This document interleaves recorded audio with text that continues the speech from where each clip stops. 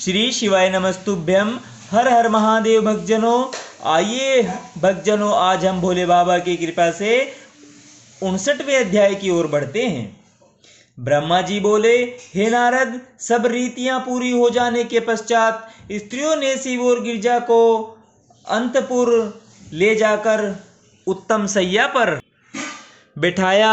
गिरजा और शिव के उस समय के स्वरूप का, जो वस्त्र आभूषण से सज्जित था, किसी प्रकार का वर्णन नहीं किया जा सकता।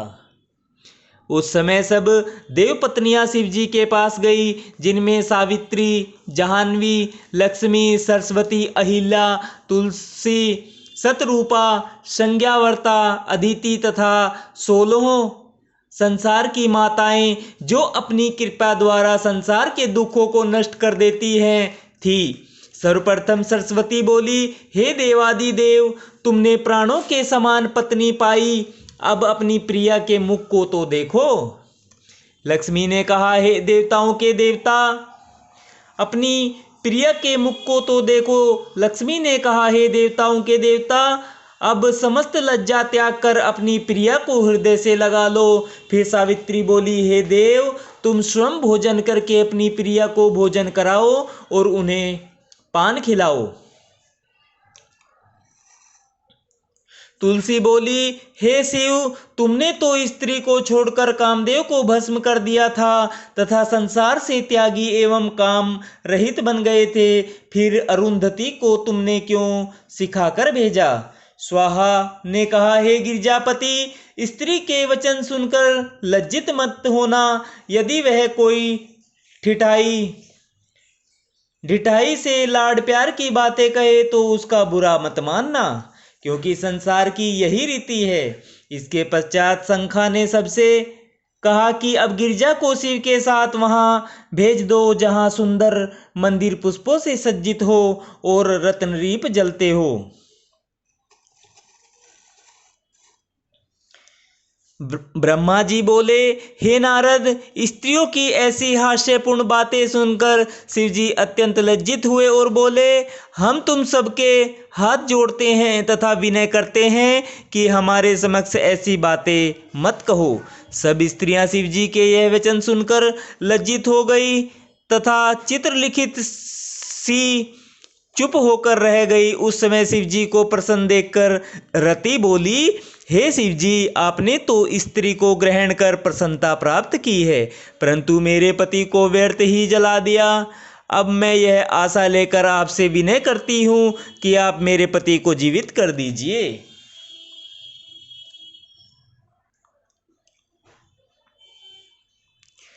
इस समय मेरे अतिरिक्त सारा संसार आनंदित है। यह कहकर रति विलाप करने लगी, जिससे सभी दुखी हुए। फिर रति अपने पति की जली हुई भस्म को, जिसे वह बांध कर लाई थी, खोलकर शिव जी के आगे खड़ी हो गई। रति का रोना सुनकर सब स्त्रियां भी रोने लगी। उस समय शिव जी ने रति एवं देव पत्नियों का रुदन सुनकर एक बार फिर अमृत दृष्टि से देखा, जिससे उसी समय कामदेव अपनी भस्म से उत्पन्न हो गया। यह देखकर रति अत्यंत प्रसन्न हुई तथा कामदेव शिव जी की स्तुति करने लगा। शिव जी ने कहा, हे कामदेव, अब तुम शोक मत करो तथा बाहर बारात में जाकर बैठो। कामदेव ने शिव जी के आदेशानुसार जनवासे में आकर मुझको एवं विष्णु जी को प्रणाम किया। मैंने उसे आशीर्वाद देते हुए कहा कि तुम शिव एवं गिरजा के प्यारे हो, अस्तु अब तुमको किसी प्रकार का भय नहीं करना चाहिए। यह सुनकर कामदेव वहीं बैठ गया। हे नारद, फिर स्त्रियां अत्यंत प्रसन्नता के साथ शिवजी एवं गिरजा को अनेक प्रकार के विचित्र वस्तुओं एवं रत्न आदि से भूषित मुख्य अंतपुर में ले गई। उस अंतपुर को विश्वकर्मा ने स्वयं अपने हाथों से निर्मित किया था। चंदन, कस्तूरी, अगरू आदि से मंदिर में सब और सुगंधी फैल रही थी। उसमें कहीं विष्णुलोक, ब्रह्मालोक, इंद्रलोक तथा गोलोक, रासमंडल आदि के चित्र थे और कहीं पर वह कैलाश पर्वत बना हुआ था, जहां वृद्धावस्था एवं मृत्यु का कोई भय नहीं है। शिवजी उन सुंदर चित्रों को देखकर अत्यंत प्रसन्न हुए। जब प्रभात हुआ तो चारों ओर से अनेक प्रकार के बाजे बजने लगे